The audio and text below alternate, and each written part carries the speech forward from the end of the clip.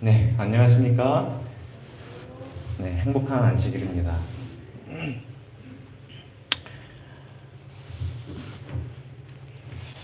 네, 이 앞에 이렇게 칸막이가 쳐져 있으니까 제가 어항에 들어와 있는 그런 기분입니다. 네, 네, 그럴지라도 이 성도님들과 함께 이렇게 또 교법 공부를 나눌 수 있는 또 시간이 주어지고 또 장소가 주어진 것에 하나님께 감사를 드립니다. 네, 우리 다 함께 이 교회와 교육이라는 챕터를 보시도록 하겠습니다. 이 기역절을 제가 읽도록 하겠습니다. 또한 우리는 너희에게서든지 다른 이에게서든지 사람에게서는 영광을 구하지 아니하였노라. 우리는 그리스도의 사도로서 마땅히 권위를 주장할 수 있으나 도리어 너희 가운데서 유순한 자가 되어 유모가 자기 자녀를 기름과 같이 하였으니 우리가 이같이 너희를 사모하여 하나님의 복음뿐만 아니라 우리의 목숨까지도 너희에게 주기를 기뻐하면 너희가 우리의 사랑하는 자 됨이라. 아멘. 이 교회는 하나님께 나와서 예배드리는 공간이 됩니다. 또 교회는 이곳에 나와서 하나님을 알고 배우고 경험하는 교육의 장이 됩니다. 그렇기 때문에 오늘 이 시간에는 이 교회라는 것이 어떤 곳이고 또 이 교회에서 어떤 교육을 우리가 받고 또 어떻게 교육을 해야 하는지 배우도록 하겠습니다. 함께 일요일 소지로 넘어가겠습니다.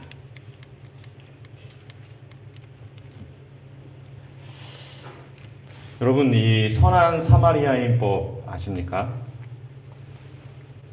이 목숨이 위태로운 그 응급 상황에서 도와주지 않고 그런 사람을 외면하게 되면 이 처벌을 받게 되는 법입니다. 그래서 이 폴란드에서는 그렇게 외면하고 가다가 걸리게 되면 이 3년 이하의 징역을 받게 되고요. 이 독일에서는 1년 이하의 징역 또는 벌금형을 받게 된다고 합니다.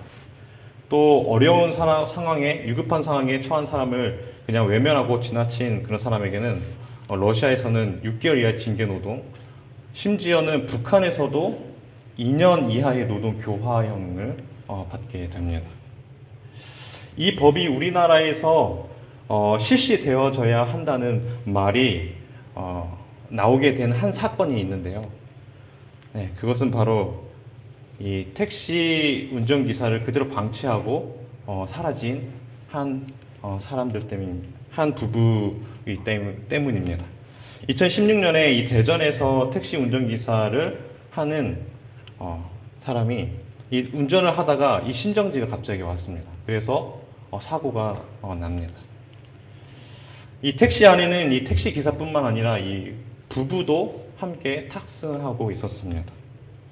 그런데 그 부부는 이 해외로 이 골프 여행을 떠나기 위해서 이 비행기 시간을 놓치지 않기 위해 심정지가 와서 의식을 잃었고 또 사고가 난 그 상황에서 그 택시 기사를 방치한 채 이 차에 꽂아 있는 이 차 키를 뽑아서 뒤에 가서 트렁크를 열어서 자신의 골프 가방을 들고서 다른 택시를 잡아 타서 유유히 사라졌습니다.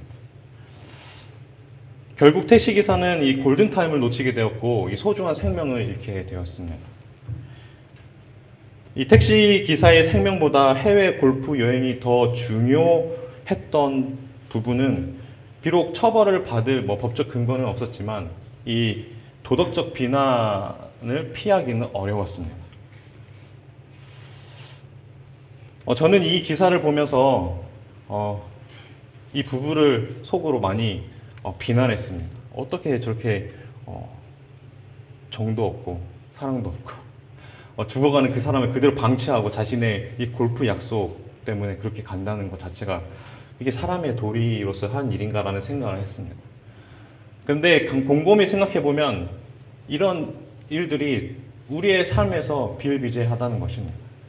제가 한 번은 제가 이 교회에 이제 월요일부터 이렇게 금요일까지 이렇게 출근합니다.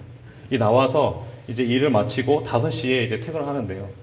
이제 집에 가려고 차에 타서 차에 시동을 켰습니다.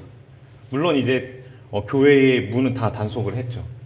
근데 어떤 한 아저씨가 급하게 막 달려오면서 저기 현관문을 막 두드리는 것입니다. 이쪽도 열어보고 저쪽도 열어보고.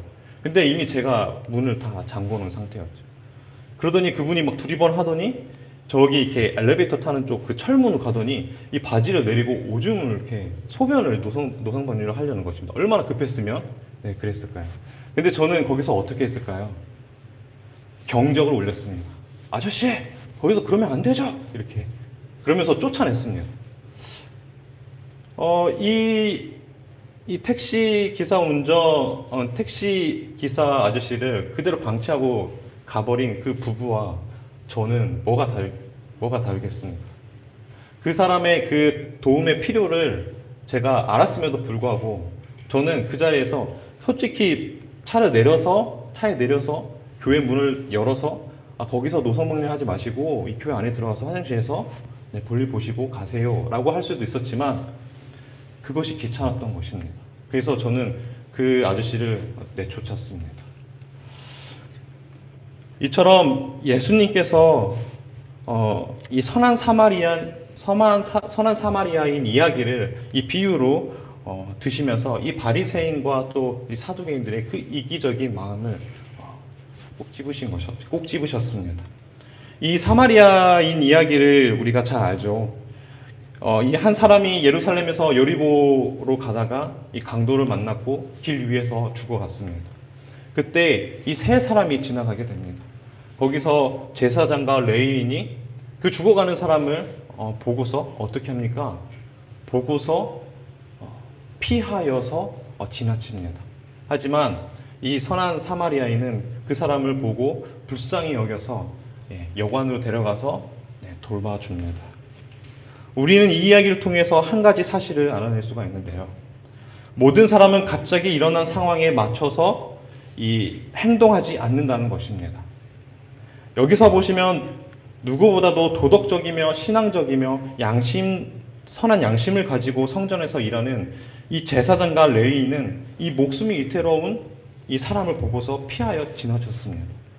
이렇게 갑작스럽게 일어난 상황에서 이러한 행동을 보인 제사장과 레위인은 삶 속에서 사람들이 잃었을 때, 삶 속에서 사람들이 있을 때는 그저 선한 종교 지도자, 사회 지도자의 모습이었지만 사람이 없을 때는 사람들의 그 필요를 외면하며 살아왔던 그런 사람이었습니다.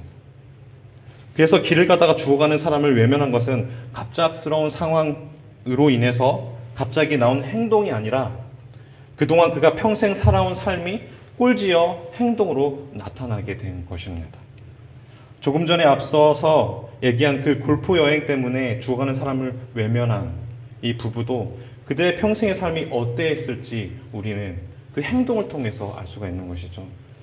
그래서 진정한 기독교 교육은 세상 교육과 다르게 자기 중심이 아닌 이 타인의 중심의 교육이 되어야 하는 것입니다.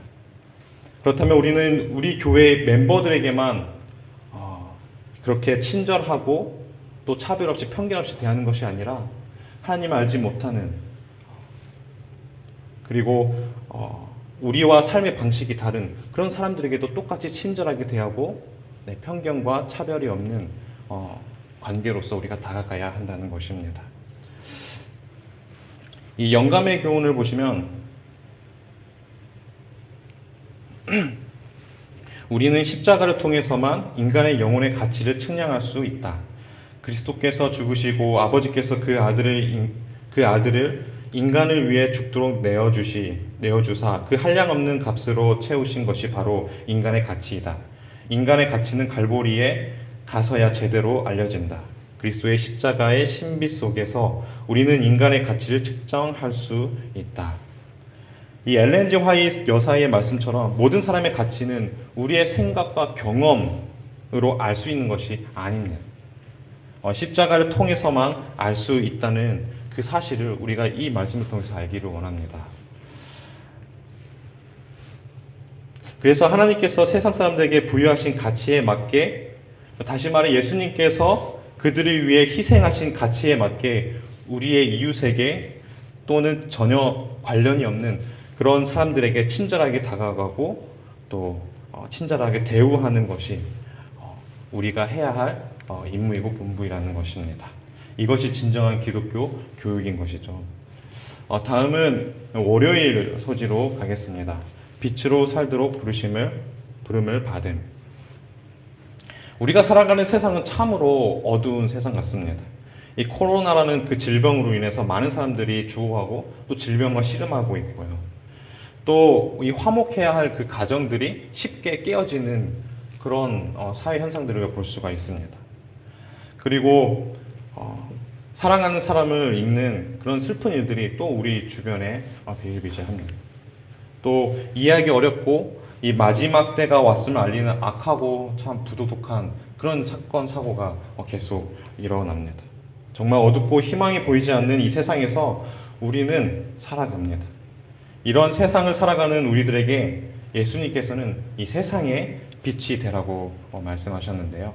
이 마태복음 5장 14절에서 16절입니다. 이 너희는 세상의 빛이라. 산 위에 있는 동네가 숨기우지 못할 것이요 사람이 등불을 켜서 말 아래 두지 아니하고 등경 위에 두나니 이러므로 집안 모든 사람에게 비치느니라. 이같이 너희 빛을 사람 앞에 비치게 하여 저희로 너희 착한 행실을 보고 하늘에 계신 너희 아버지께 영광을 돌리게 하라. 예수님께서는 우리가 세상의 빛이 되라고 말씀하십니다. 그저 자기만을 비추는 그런 이기적이고 작은 빛이 아니라 이 세상 어둠에 갇힌 사람들을 비춰주는 그런 세상의 빛이 되어서 그들을 하나님께로 인도하라고 그렇게 말씀하십니다. 그렇다면 어떻게 우리의 삶 주변에 이 빛을 비출 수 있을까요? 그것은 우리가 삶 속에서 세상의 빛으로 사는 것은 이 하나님의 이 형상을 말과 행동으로 드러내 보이는 것이 되겠습니다. 그래서 우리는 모든 사람과 불화와 갈등보다는 이 화평한 관계를 형성하는 것이 세상에서 빛이 되는 그런 삶이 되는 것이죠. 비록 세상은 어둡고 희망이 보이지 않을지라도 우리가 선 곳에서 빛을 발하고 어둠을 밝히는 빛의 선구자가 되시기를 간절히 바랍니다. 다음은 화요일 소지로 가겠습니다. 제자로 살아감. 누가복음 4장 18절에 있는 말씀인데요. 침례 요한이 이제 죽기 직전에 이 제자들을 예수님께 보냅니다. 그래서 예수님이 정말 자신이 원하는 그런 메시아인지 한번 알고 싶어서 그의 제자들을 이렇게 보냈을 때 예수님께서 그 제자들에게 이렇게 말씀하십니다. 주의 성령이 내게 임하셨으니 이는 가난한 자에게 복음을 전하게 하시려고 내게 기름을 부으시고 나를 보내사 포로된 자에게 자유를 눈먼 자에게 다시 보게 함을 전파하며 눌린 자를 자유롭게 하고. 예수님께서 이 땅에 오신 그 이유는 바로 가난한 자에게 복음을 전하고 또 포로된 자에게 자유를, 눈먼 자에게 다시 보게 함을, 눌린 자를 자유롭게 하는 그런 일이었습니다. 이 말씀은 우리 주변에 도움이 필요한 사람들에게 이 필요한 것을 공급하라는 그런 말씀입니다. 그래서 타인을 사랑으로 돌보고 그들을 편견과 차별로 대할 것이 아니라 형제 자매로 여겨야 한다는 그런 말씀인 것이죠. 이 시대의 소망을 보시면 그리스도의 생애를 받아들이는 모든 사람은 동료들의 구원을 위하여 일하도록 임명되었다. 이 사업을 위하여 교회가 설립되었으며 이 신성한 맹세에 스스로 가담한 자들은 모두 그때부터 그리스도의 동역자가 되겠다고 서약한 것이다. 결국 우리 교회가 설립된 목적은 이 사람을 위해 봉사하고 또 구원을 하기 위해서 이 교회가 세워진 것입니다. 그렇기 때문에 우리가 예수 그리스도의 생애를 받아들였다면 우리는 동료의 구원을 위해서 살아가야 하고 또 그들을 위해서 일을 해야 하는 것입니다. 우리 모두는 예수님의 제자가 되기를 원하지 않습니까? 예수님께서는 누가복음 4장 18절에 말씀하신 것처럼 자신의 제자로서 살아가는 것은 자신만을 위해서 살아가는 것이 아니라 이 타인을 돌보며 살아가는 것이라고 말씀하십니다. 그래서 예수님의 진정한 제자는 단지 하루가 아니라 평생의 제자가 되어서 예수님께서 명령하신 것들을 행하고 도움이 필요한 자들에게 봉사하신 그분의 발자취를 따르는 것입니다. 그렇기 때문에 우리는 늘 도움이 필요한 자들을 찾고 그 필요를 채워주고 또 세상에서 가장 아름다운 복음을 전해야 하는 것입니다. 우리도 우리의 삶 속에서 이러한 선교 의식과 또 목적 의식을 늘 가지고 살아서 이 사람을 구원하는 일에 적극 참여하여서 예수님의 참된 제자가 되시기를 간절히 원합니다. 다음은 수요일 소지입니다. 너희가 온 마음으로 나를 구하면 나를 찾을 것이요 나를 만나리라. 이 말씀은 정말 이 온 마음으로 나의 모든 마음을 가지고서 이 하나님을 찾고자 한다면 하나님께서 만나게 해주시겠다는 그런 약속의 말씀입니다. 이 전도서 3장 11절을 보시면 이 하나님께서 사람을 창조하실 때 그 마음에 이 영원을 사모하는 마음을 주셨다고 기록되어 있습니다. 그렇기 때문에 이 과거에, 그러니까 옛날에나 지금에나 많은 사람들이 이 영원히 사는 거에서 많이 관심이 가지고 있고 또 내가 어디서로부터 왔고 어디로 가는지에 대한 이런 생각들을 많이 합니다. 그런 그들에게 우리는 하나님의 말씀에 있는 이 해답을 가지고서 제시할 필요가 있는 것이죠. 그래서 우리는 그들에게 해답을 제시하기 위해서 먼저 이 진리의 해답을 성경에서 찾는 노력이 필요하겠습니다. 이 마태복음 7장 7절에서 예수님께서 이렇게 말씀하십니다. 구하라 그리하면 너에게 줄 것이요 찾으라 그러면 찾을 것이요 두드리라 그러면 너에게 열릴 것이니. 우리가 진리를 찾기 위해서 우리가 이 교육을 받고 또 연구하고 찾기 위해 노력해야 한다는 것입니다.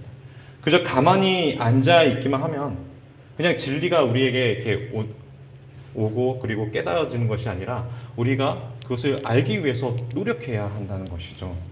이 사도행전 17장 26절에서 27절을 보시면 인류의 모든 족속을 한 혈통을 만드사 온 땅에 살게 하시고 그들의 연대를 정하시며 거주의 경계를 한정하셨으니 이는 사람으로 혹 하나님을 더듬어 찾아 발견하게 하려 하심이로되 그는 우리의 각 사람에게서 멀리 계시지 아니하도다.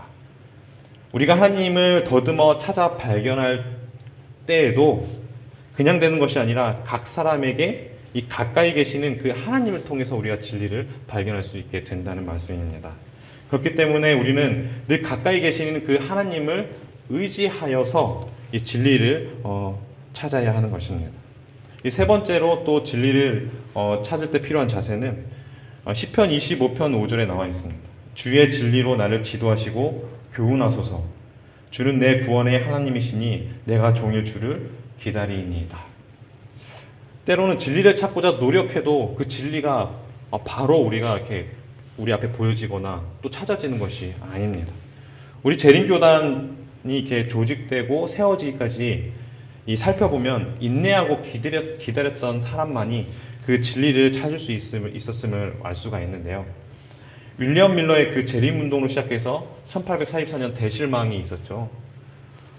그런 큰 고통 속에서도 견디고 또 인내한 이 적은 무리들만이 이 진리를 발견한 것은 이 진리를 찾기 위해 노력하고 또 하나님 의지하는 것도 필요하지만 어떤 상황과 어떤 고통 속에서도 참고 기다리고 인내하는 것 또한 필요하다는 것입니다. 그렇기 때문에 삶 속에서 고민이 생기고 큰 질문이 생겼다면 그냥 넘어가지 마시고 하나님의 말씀 속에서 그 고민과 또 큰 질문의 해답을 찾기 위해서 노력하고 또 참고 인내하고 그리고 하나님을 의지해서 해답을 찾는 경험을 저와 여러분이 하게 되시기를 간절히 원합니다. 이런 경험이 있어야만 세상 사람들의 고민에 공감하고 또 적극 경청하고 참여해서 성경을 통해서 그 해답을 제시할 수 있게 되는 것이죠. 다음은 목요일 소지입니다. 우리의 삶을 나눔. 우리가 이같이 너희를 사모하여 하나님의 복음뿐 아니라 우리의 목숨까지도 너희에게 주기를 기뻐함은 너희가 우리의 사랑하는 자 됨이라. 이 말씀을 보시면 그 사랑하는 대상에게 하나님의 복음뿐만 아니라 목숨까지 주기를 기뻐한다고 말합니다. 이런 마음을 가지고 우리의 이 삶 속에서 많은 영혼들에게 이 복음을 나눠주고 사랑을 나눠주는 저와 여러분이 됐으면 좋겠습니다. 이 초기 교회 신자들은 이 복음이 가장 잘 구현되는 곳이 공동체라는 것을 알았습니다. 그래서 이 초기 교회는 가정에서 모였고, 또 이어서 가정교회가 시작되었고, 또 가정교회에서 신앙 공동체 이 소그룹이 시작되었습니다. 어쩌면 코로나19로 인해서 우리는 초기 교회로 돌아갈 필요가 있겠습니다. 코로나로 인해서 이제는 성전에 많은 사람들이 모여서 이 복음을 전하는 그런 일들이 어렵고 또 쉽지 않다는 것을 우리가 알게 됐는데요. 이 어떤 사역을 또 이 코로나 때문에 해야 할지 이 고민하고 생각하기보다는 우리는 각 가정에서 그리고 이 소그룹을 통해서 자신의 삶 속에서 만난 하나님을 그 경험을 전하고 나누는 그런 일들이 우리에게 필요하겠습니다. 그래서 소그룹은 이 복음이 가장 잘 실현되고 학습되는 곳입니다. 그래서 예수님께서는 마태복음 이 18장 20절에 두세 사람이 내 이름으로 모인 곳에는 나도 그들 중에 있느니라고 말씀하셨습니다.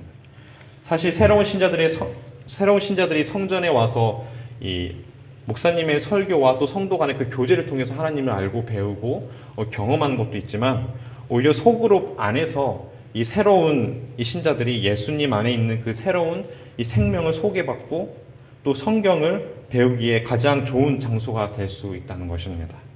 이 사도 바울 선생도 이 복음을 전하는 데 있어서 함께 삶을 나누는 행위를 통해서 이 복음의 기별을 가장 잘 이해하고 경험할 수 있다고 말합니다. 이처럼 우리가 복음을 잘 전하기 위해서는 각 가정에서 그리고 소그룹을 통해서 서로의 삶을 나누고 또 하나님의 은혜를 경험하는 또 저와 성도 여러분 되길 간절히 바라면서 교과 공부를 마치도록 하겠습니다.